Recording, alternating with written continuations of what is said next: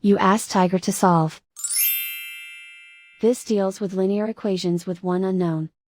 The final result is d equals 7. Let's solve it step by step. Simplify the expression. Expand the parentheses. Simplify the arithmetic.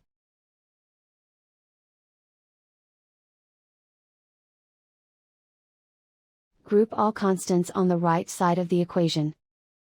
Add 28 to both sides. Simplify the arithmetic.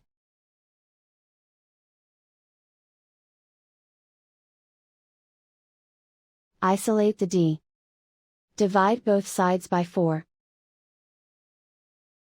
Simplify the fraction. Find the greatest common factor of the numerator and denominator. Factor out and cancel the greatest common factor.